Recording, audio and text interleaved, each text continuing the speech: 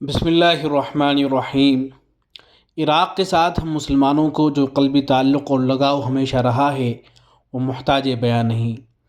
مدینہ طیبہ کے بعد عالم اسلام کا پہلا دارالحکومت عراق ہی میں قائم ہوا۔ دینی علوم کی جو مرکزیت حرمین شریفین کے بعد اس خطے کو حاصل ہوئی وہ عالم اسلام کے کسی اور خطے کو نصیب نہیں ہو سکی۔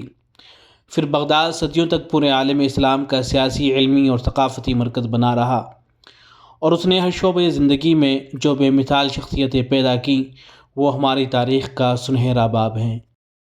بغداد کی سرزمین نے مسلمانوں کے عروج و زوال کی کیا کیا داستانیں دیکھی ہیں، یہاں علم و فضل کے کیسے کیسے پہاڑ نمودار ہوئے ہیں، علم و ادب کی کیسی کیسی محفلیں سجی ہیں، ورع و تقویٰ کی کیا کیا مثالیں نقش ہوئی ہیں، اور آج بھی اس خاک میں ہماری جگمگاتی ہوئی تاریخ کے کیسے کیسے آفتاب و مہتاب روپوش ہیں۔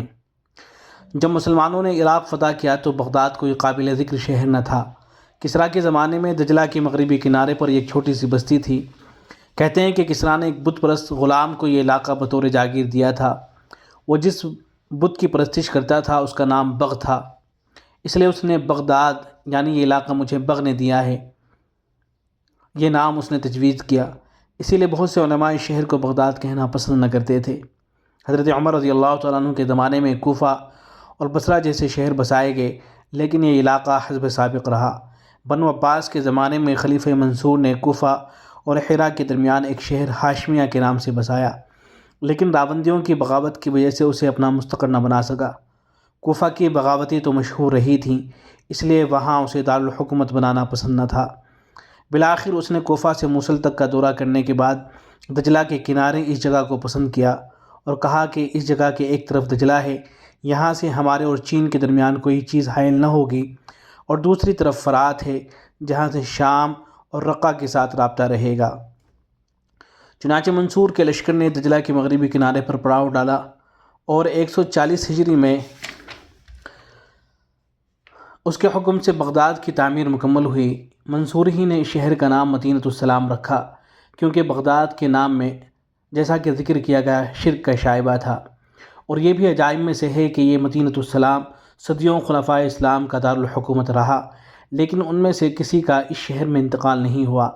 صرف ہارون رشید کے بیٹے امین کے بارے میں مشہور ہے کہ وہ بغداد میں قتل ہوا، لیکن خطیب بغدادی نقل کرتے ہیں کہ در حقیقت وہ بھی بغداد میں قتل نہیں ہوا، بلکہ دریائے دجلہ میں تفریحاً کشتی رانی کرتے ہوئے شہر سے دور نکل گیا تھا، وہیں گرفتار ہوا اور وہیں قتل کیا گیا۔ رفتہ رفتہ بغداد مسلمانوں کی تہذیب و تمدن اور علم و فن کا وہ گہوارہ بنا کہ دنیا میں اس کی نظیر ملنی مشکل تھی۔ حسن و جمال، ترتیب و تنسیق اور تہذیب و ثقافت کے لحاظ سے یہ شہر اتنا دلکش تھا کہ امام شافعی رحمہ اللہ جیسے متقی فقیہ اور بزرگ نے ایک مرتبہ اپنے شاگرد یونس ابن عبد الاعلیٰ سے پوچھا کہ کیا تم نے بغداد دیکھا ہے؟ انہوں نے جواب دیا کہ نہیں، تو امام شافعی رحمہ اللہ نے فرمایا کہ پھر تو تم نے دنیا دیکھی ہی نہیں۔ اس وقت بغداد دریائے دجلہ کے دونوں طرف آباد ہے۔ ابتدا میں خلیفہ منصور نے یہ شہر دجلہ کے مشرقی کنارے پر بسایا تھا، بعد میں اس کے بیٹے خلیفہ مہدی نے مغربی کنارے کو اپنی چھاونی بنایا، اور رفتہ رفتہ وہ حصہ بھی شہر میں شامل ہو گیا، اور مشرقی حصہ کرخ اور مغربی حصہ رصافہ کے نام سے موسوم ہوا۔ ان دونوں حصوں کے یہی نام آج تک چلے آتے ہیں۔ ہماری تاریخ کے بہت سے نامور علماء کرخی اور رصافی انہی حصوں کی طرف منسوب ہیں۔